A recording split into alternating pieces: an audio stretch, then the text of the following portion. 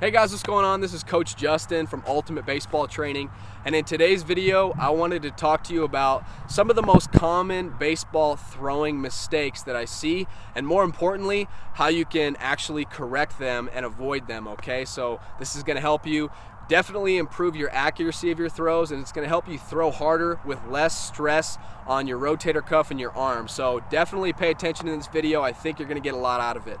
The very first thing, guys, you have to understand throwing starts with the proper grip.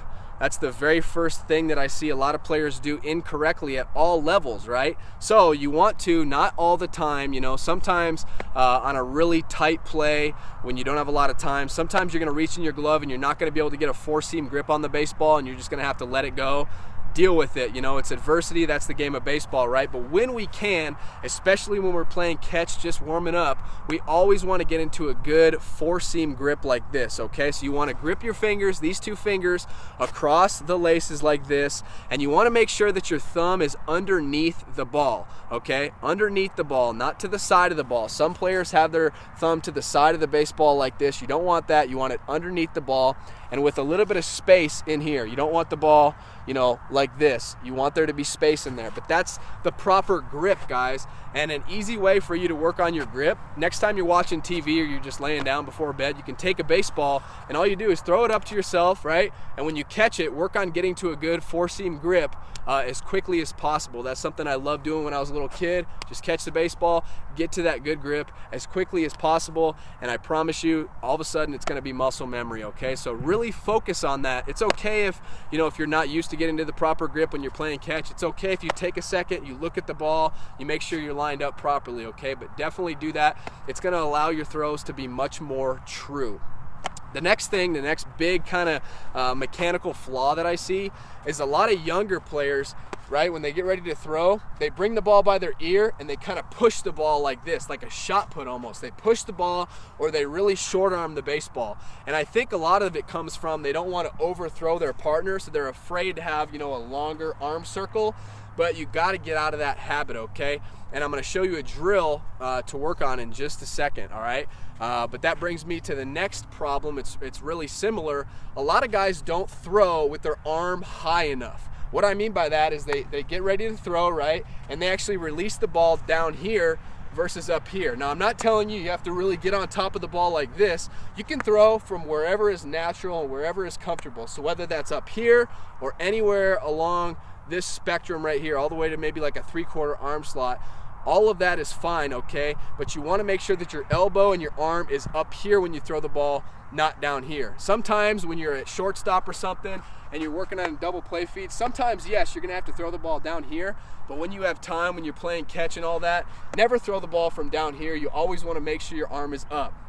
Now, back to my previous point, okay, with a lot of players short arming the ball, shot putting the ball, and then throwing from down here, right? All of that's going to put unnecessary wear and tear on your shoulder, your rotator cuff. So here's a quick drill that's going to help you eliminate that. All you're going to do when you're playing catch with a partner is instead of, catching the baseball like this and stepping and doing the entire throwing motion, all you're going to do is you're going to catch the ball and you're going to start with your arm up like this, and you're never going to let it come down. So you're going to step towards your partner.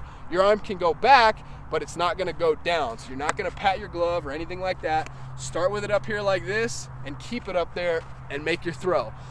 Some younger players, you might have to actually hold your elbow up here like this when you do this just to get the feeling, and then eventually you can let it go.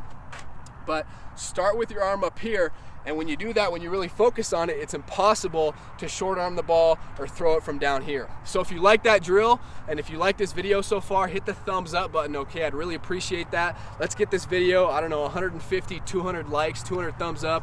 I would really appreciate that. The next major mistake I see that's really common with youth players in particular, but players at all levels, especially infielders after they field the ground ball, is not getting square to your target. Okay, so it's easy to square off to your target when you're just warming up before the game and you're playing catch, right? You step, you square yourself off, and you throw. Some players even struggle with that, but where I really see it is when a player, fields a ground ball and they got their momentum going towards first base. A lot of the times they leave their feet open like this, or even worse, sometimes they close themselves off, and then that makes it really hard. You're throwing across your body. So it's really important every time you're fielding ground balls, every time you're playing catch, you want to square yourself off, and it starts from the ground and works up. So you want to square your feet first. Okay, my feet are squared towards you now. Then my hips are squared. I don't have them open like this or closed like this. Everything is square. My shoulders are square, just like I'm shooting a bow and arrow directly at you. Everything is square to my target, and then boom, I step, and that's going to allow for a much straighter, much truer ball flight. That's what you're after. You want to be accurate, okay? Like I said, though, I struggled with this when I was in high school, when I was a middle infielder. A lot of the times when I'd field ground balls, I would just not completely close myself off. And I would, leave my feet open, and that led to my shoulder flying open prematurely, and then my arm was back here, and I ended up pushing balls to the right. So if you really want to fix your accuracy pretty quickly, then make sure everything is squared off.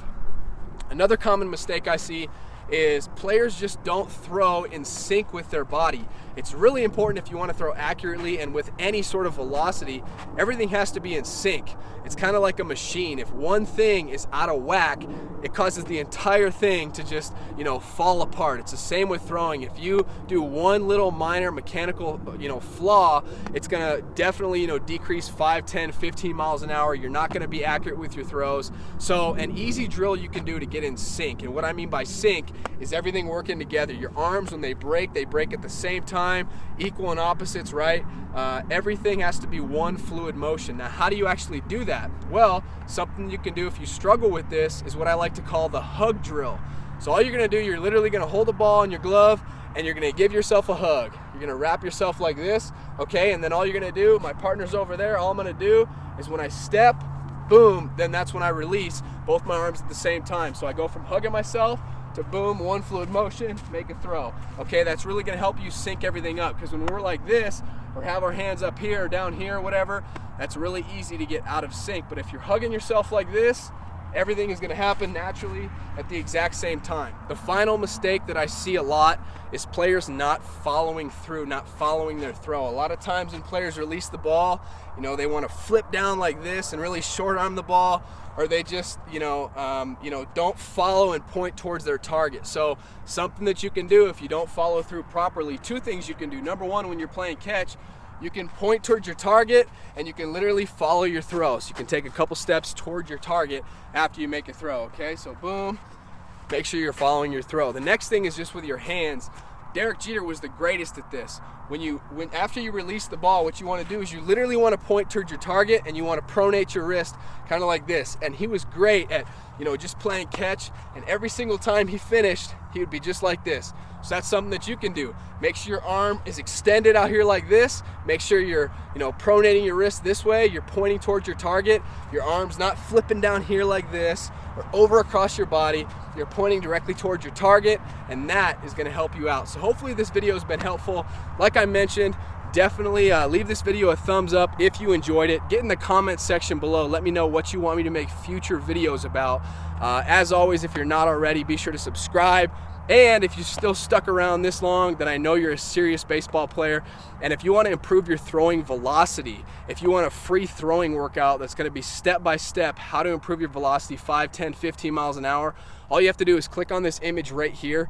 That'll take you to my website. All I need is your email address and I'll send you that free throwing workout. That's not going to work on a mobile device if you're on your phone or a tablet. Click on the very first link in the description in this video. That'll take you to the same page. Enter your email and I'll immediately send you that free throwing workout, okay? So thanks so much for watching this video, and I'll see you next time.